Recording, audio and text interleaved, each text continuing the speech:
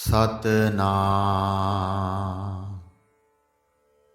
ਸ਼੍ਰੀ ਵਾਹਿਗੁਰੂ ਸਾਹਿਬ JIO.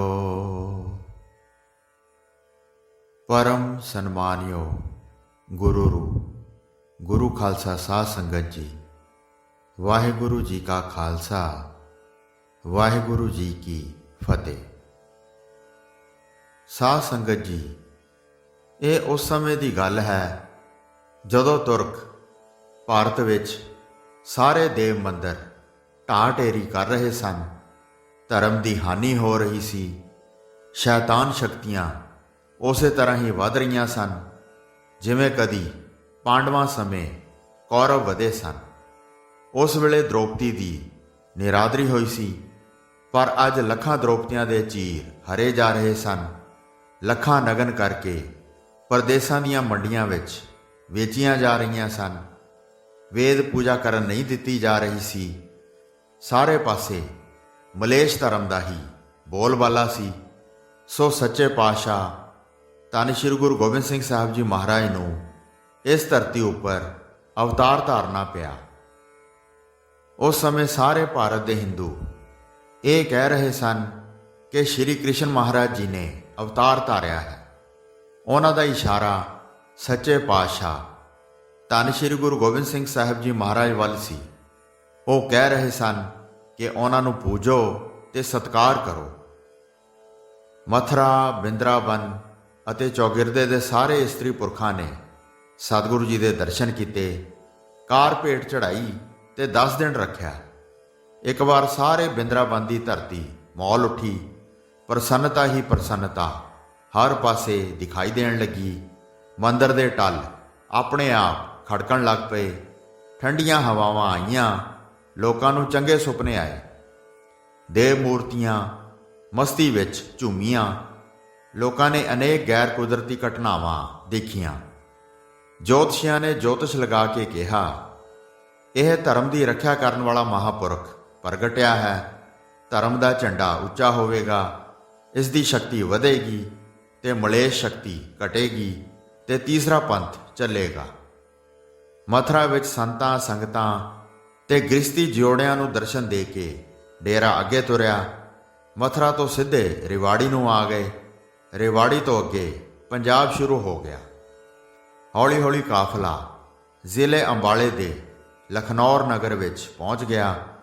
उत्थे अटकियां अजे एक दिन ही होया सी कि सतगुरु श्री गुरु तेग बहादुर जी का सुनेहा पुज्जा। लखनौर विच उन्ना चिर अटकिया जावे जिन्ना चिर असी आप आनंदपुर वाल आउण दी आग्या ना दईए। आग्या का पालन करना जरूरी है। राह विच रुकण की आग्या सतगुरु जी ने दिती। इसका भेद ओह ही जानन। पर इस संदेश नूं सुण के माता गुजरी जी ते माता नानकी जी बहुत हैरान होए। उन्हां दा दिल धड़कन लग गया। उन्हां ने ख्याल किया शायद सोढियां ने कोई उपद्र किया होवे। जिस सेवादार ने सतगुरु जी का संदेश सुनाया सी उस उत्ते बहुत सवाल करके माता जी ने पता करन दा यतन किया, पर सफलता प्राप्त ना हुई। सेवादार एक गल आखी गया, मैनू कुछ पता नहीं। सच्चे पातशाह जी ही जानन कि क्यों रुकण वास्ते हुक्म दिता है। श्री आनंदपुर साहब विच सुख शांति है, किसी नाल कोई लड़ाई झगड़ा नहीं। सतगुरु जी कश्मीर वालों आए हैं। साहिबजादे गोबिंद राय जी ने अपने पिता जी के दर्शन नहीं सन कीते। उन्होंने पिता जी के दर्शन करन दी बहुत रीझ सी। ਉਹ ਰੀਝ एक तड़प बन के तंग कर रही सी। ਉਹ ਛੇਤੀ ਤੋਂ ਛੇਤੀ ਚੰਗੇ ਪਿਤਾ ਜੀ ਦਾ ਦਰਸ਼ਨ ਕਰਕੇ ਜੀਵਨ ਸਫਲ ਕਰਨਾ ਚਾਹੁੰਦੇ ਸਨ। ਜਦੋਂ ਉਹਨਾਂ ਨੂੰ ਪਤਾ ਲੱਗਾ ਕਿ ਉਹਨਾਂ ਦੇ ਪਿਤਾ ਜੀ ਵੱਲੋਂ ਹੁਕਮ ਆਇਆ ਹੈ ਕਿ ਅਟਕਿਆ ਜਾਵੇ ਤਾਂ ਉਹ ਕੁਝ ਉਦਾਸ ਹੋਏ। ਪਰ ਉਹ ਉਦਾਸੀ ਬਹੁਤ ਚਿਰ ਨਾ ਰਹੀ। ਅੰਤਰਜਾਮੀ ਤੇ ਘਟ ਦੀ ਜਾਣਨਹਾਰ ਸਭ ਕੁਝ ਜਾਣ ਗਏ। ਪ੍ਰਸੰਨ ਚਿੱਤ ਜੀਵਾਂ ਨੂੰ ਨਿਹਾਲ ਕਰਨ ਲੱਗੇ। ਜਿਵੇਂ ਪਟਨਾ ਸ਼ਹਿਰ ਵਿੱਚ ਛੋਟੇ ਬੱਚਿਆਂ ਨਾਲ ਮਿਲ ਕੇ ਕੌਤਕ ਕਰਦੇ ਤੇ ਖੇਡਦੇ ਸਨ, ਤਿਵੇਂ ਇੱਥੇ ਖੇਡਣ ਲੱਗੇ। ਸੁਚੱਜੇ ਸਾਫ ਸੁਥਰੇ ਤੇ ਨੇਕ ਬਾਲਾਂ ਨਾਲ ਦੂਸਰੇ ਬੱਚੇ ਸਦਾ ਖੇਡਣ ਵਾਸਤੇ ਤਿਆਰ ਰਹਿੰਦੇ ਹਨ। ਬੇਪਰਵਾਹ ਪਾਤਸ਼ਾਹ ਨੂੰ ਹਾਣੀ ਮਿਲ ਗਏ ਤੇ ਉਹਨਾਂ ਨਾਲ ਖੇਡਣਾ ਸ਼ੁਰੂ ਕਰ ਦਿੱਤਾ। ਖੇਡਣ ਵੇਲੇ ਕਈ ਅਸਚਰਜ ਕੌਤਕ ਵੀ ਕਰਦੇ, ਜਿਨ੍ਹਾਂ ਕੌਤਕਾਂ ਨੂੰ ਦੇਖਣ ਵਾਲੇ ਹੈਰਾਨ ਹੋ ਜਾਂਦੇ ਤੇ ਕਰਾਮਾਤੀ ਜਾਂ ਵੱਡਾ ਮਹਾਂਪੁਰਖ ਸਮਝ ਕੇ ਸਿਰ ਨਿਵਾ ਦਿੰਦੇ। ਲਖਨੌਰ ਦੇ ਲੋਕਾਂ ਨੇ ਪਹਿਲਾਂ ਤਾਂ ਬਹੁਤੀ ਸ਼ਰਧਾ ਨਾ ਪ੍ਰਗਟ ਕੀਤੀ, ਪਰ ਇੱਕ ਘਟਨਾ ਵਾਪਰਨ ਪਿੱਛੋਂ ਤਾਂ ਸਾਰਾ ਲਖਨੌਰ ਸਤਿਗੁਰੂ ਜੀ ਦਾ ਸੇਵਕ ਬਣ ਗਿਆ। ਉਹ ਘਟਨਾ ਇਉਂ ਵਾਪਰੀ ਸੀ ਕਿ ਸਤਿਗੁਰੂ ਜੀ ਦੇ ਨਾਲ ਖੇਡਣ ਵਾਲੇ ਮੁੰਡਿਆਂ ਵਿੱਚੋਂ ਇੱਕ ਮੁੰਡਾ ਰਾਮਨਾਥ ਸੀ। ਉਸ ਦੀ ਮਾਤਾ ਕਿਸੇ ਭਿਆਨਕ ਰੋਗ ਨਾਲ ਰੋਗਣ ਸੀ। ਜਿਵੇਂ ਲੱਕੜੀ ਨੂੰ ਘੁਣ ਦਾ ਕੀੜਾ ਖਾਂਦਾ ਹੈ, ਤਿਵੇਂ ਰੋਗ ਉਸ ਦੇ ਸਰੀਰ ਨੂੰ ਖਾ ਰਿਹਾ ਸੀ। ਉਹ ਮੰਜੀ ਉੱਤੋਂ ਉੱਠ ਕੇ ਤੁਰ ਫਿਰ ਨਹੀਂ ਸੀ ਸਕਦੀ। ਸਬਬ ਨਾਲ ਸਤਿਗੁਰੂ ਜੀ ਉਸ ਦੇ ਘਰ ਚਲੇ ਗਏ। ਰਾਮਨਾਥ ਨੂੰ ਕਹਿਣ ਲੱਗੇ, ਰਾਮ, ਖੇਡਣ ਨਹੀਂ ਚੱਲਣਾ? ਰਾਮ ਨੇ ਕਿਹਾ, ਮੈਂ ਕਿਵੇਂ ਜਾਵਾਂ? ਮੇਰੀ ਮਾਂ ਬਹੁਤ ਬਿਮਾਰ ਹੈ, ਇਸ ਦੇ ਕੋਲ ਕੋਈ ਨਹੀਂ। ਇਹ ਸੁਣ ਕੇ ਦਇਆ ਦੇ ਸਾਗਰ ਸਤਿਗੁਰੂ ਜੀ ਦੇ ਹਿਰਦੇ ਵਿੱਚ ਦਇਆ ਆ ਗਈ। ਅਕਾਲ ਪੁਰਖ ਪ੍ਰਸੰਨ ਹੋ ਗਿਆ। ਰੋਗਣ ਦੇ ਭਾਗ ਜਾਗ ਪਏ। ਜੋ ਜਮ ਉਸ ਨੂੰ ਲੈਣ ਵਾਸਤੇ ਘੜੀ ਮੁੜੀ ਆਉਂਦੇ ਸਨ, ਉਹ ਵੀ ਸ਼ਰਮਿੰਦੇ ਹੋ ਕੇ ਪਿੱਛੇ ਮੁੜ ਗਏ। ਸਾਹਿਬਾਂ ਨੇ ਬਚਨ ਕੀਤਾ, ਤੇਰੀ ਮਾਤਾ ਰਾਜ਼ੀ ਹੈ, ਆ ਖੇਡੀਏ, ਆਪੇ ਉੱਠ ਕੇ ਬੈਠ ਜਾਏਗੀ, ਘਰ ਦਾ ਕੰਮ ਕਰੇਗੀ ਤੇ ਘਰ ਦੀ ਰਾਖੀ ਕਰੇਗੀ। ਇਹ ਬਚਨ ਕਰਕੇ ਸਤਿਗੁਰੂ ਜੀ ਨੇ ਰਾਮਨਾਥ ਦੀ ਬਾਂਹ ਫੜ ਲਈ, ਉਸ ਨੂੰ ਬਾਹਰ ਨੂੰ ਧੂ ਧੋਰੇ। ਜਿਉਂ ਹੀ ਸਤਿਗੁਰੂ ਜੀ ਬੂਹੇ ਤੋਂ ਬਾਹਰ ਹੋਏ ਤਾਂ ਰਾਮਨਾਥ ਦੀ ਮਾਤਾ ਨੂੰ ਇੱਕ ਜ਼ੋਰ ਦੀ ਕੰਬਣੀ ਆਈ। ਉਸ ਕੰਬਣੀ ਨਾਲ ਉਹਦੇ ਤਨ ਦੀ ਨਾੜ ਹਿੱਲ ਗਈ, ਖੂਨ ਉੱਬਲ ਪਿਆ। ਉਸ ਨੂੰ ਇੰਜ ਪ੍ਰਤੀਤ ਹੋਇਆ ਜਿਵੇਂ ਉਹਦੇ ਸਰੀਰ ਵਿੱਚੋਂ ਰੋਗ ਦਾ ਭੂਤ ਉਡੰਤਰ ਹੋ ਗਿਆ। ਉਸ ਨੂੰ 2 ਨਿੱਛਾਂ ਆਈਆਂ। ਉਹਨਾਂ ਨਿੱਛਾਂ ਨੇ ਸਿਰ ਹੌਲਾ ਕਰ ਦਿੱਤਾ। ਉਹ ਆਪਣੇ ਆਪ ਉੱਠ ਕੇ ਬੈਠ ਗਈ ਤੇ ਬੈਠੀ ਬੈਠੀ ਮਨ ਹੀ ਮਨ ਕਹਿਣ ਲੱਗੀ, ਇਹ ਬਾਲਕ ਕੋਈ ਕਰਾਮਾਤੀ ਬਾਲਕ ਹੈ, ਭਗਵਾਨ ਦਾ ਰੂਪ ਹੈ। ਮੇਰੇ ਧਨ ਭਾਗ, ਮੇਰੇ ਘਰ ਪਰਮੇਸ਼ਰ ਆਇਆ ਹੈ। ਮੈਨੂੰ ਮੋਈ ਨੂੰ ਜਿਵਾ ਗਿਆ। ਮੈਂ ਵਾਰੀ ਐਸੇ ਬਾਲਕ ਰੂਪ ਪਰਮੇਸ਼ਰ ਦੇ ਦਰਸ਼ਨ ਕਰਾਂ। ਹੇ ਰਾਮ, ਉਸ ਨੂੰ ਤ੍ਰੇਹ ਲੱਗੀ। ਉਹ ਉੱਠੀ ਤੇ ਮੰਜੇ ਤੋਂ ਉਤਰ ਕੇ ਪਾਣੀ ਪੀਣ ਦੀ ਉਸਨੇ ਇੱਛਾ ਕੀਤੀ। ਜਿਉਂ ਹੀ ਉਸਨੇ ਧਰਤੀ ਉੱਤੇ ਪੈਰ ਰੱਖੇ, ਤਿਉਂ ਹੀ ਉਸ ਨੂੰ ਅਨੁਭਵ ਹੋਇਆ ਕਿ ਉਸ ਦਾ ਰੋਗ ਦੂਰ ਹੋ ਗਿਆ ਹੈ। ਉਸ ਦੇ ਪੈਰ ਨਾ ਕੰਬੇ, ਲੱਤਾਂ ਨੇ ਸਰੀਰ ਦਾ ਭਾਰ ਝੱਲ ਲਿਆ। ਉਹ ਕਾਹਲੀ ਕਾਹਲੀ ਕਦਮ ਪੁੱਟ ਕੇ ਘੜੇ ਦੇ ਕੋਲ ਗਈ।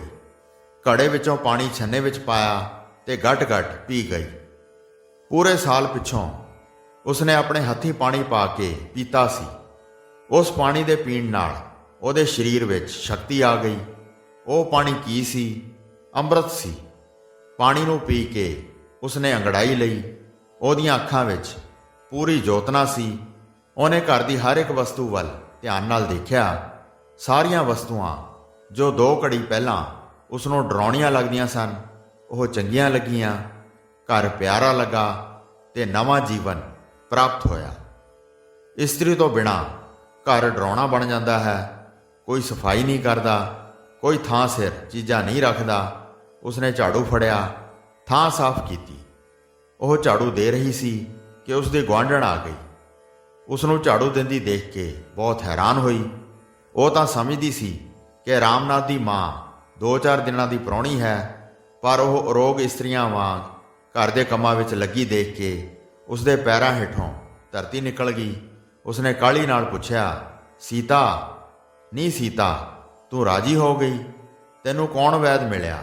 ਉਹ ਕੌਣ ਹੈ ਜਿਸ ਨੇ ਰਾਤੋਂ ਰਾਤ ਵਿੱਚ ਹੀ ਤੈਨੂੰ 9/9 ਕਰ ਦਿੱਤਾ?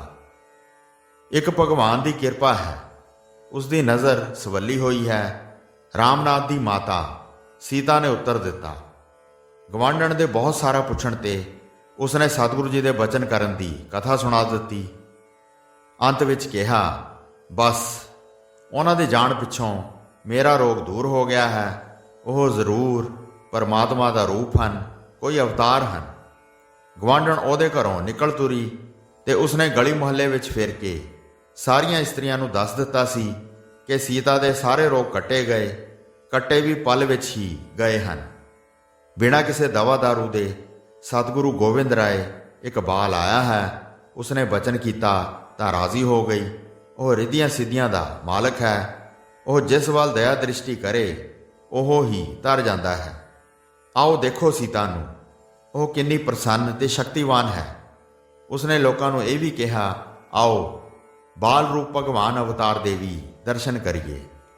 ਬਸ ਫੇਰ ਕੀ ਸੀ, ਸਾਰਾ ਪਿੰਡ ਸੀਤਾ ਨੂੰ ਦੇਖਣ ਆਇਆ ਤੇ ਸੀਤਾ ਨੂੰ ਦੇਖਣ ਪਿੱਛੋਂ ਸਤਿਗੁਰੂ ਜੀ ਦੇ ਚਰਨ ਕਮਲਾਂ ਉੱਤੇ ਮੱਥਾ ਟੇਕਦਾ ਰਿਹਾ। ਕਿਸੇ ਨੇ ਸੁੱਖ ਮੰਗਿਆ, ਕਿਸੇ ਨੇ ਜਨਮ ਮਰਨ ਦੇ ਬੰਧਨ ਕਟਵਾਏ। ਸਵੇਰ ਤੋਂ ਸ਼ਾਮ ਤੱਕ ਉਸ ਸਥਾਨ ਤੇ ਮੇਲਾ ਲੱਗਾ ਰਹਿੰਦਾ ਜਿੱਥੇ ਸਤਿਗੁਰੂ ਜੀ ਦਾ ਡੇਰਾ ਸੀ। ਮਾਤਾ ਗੁਜਰੀ ਜੀ ਤੇ ਮਾਤਾ ਨਾਨਕੀ ਜੀ ਦੀ ਖੂਬ ਸੇਵਾ ਹੋਣ ਲੱਗੀ। ਭੰਡਾਰਿਆਂ ਵਿੱਚ ਅੰਨ, ਬਸਤਰ ਅਤੇ ਮਾਇਆ ਦੇ ਗੱਫੇ ਬੇਅੰਤ ਆਉਣ ਲੱਗੇ।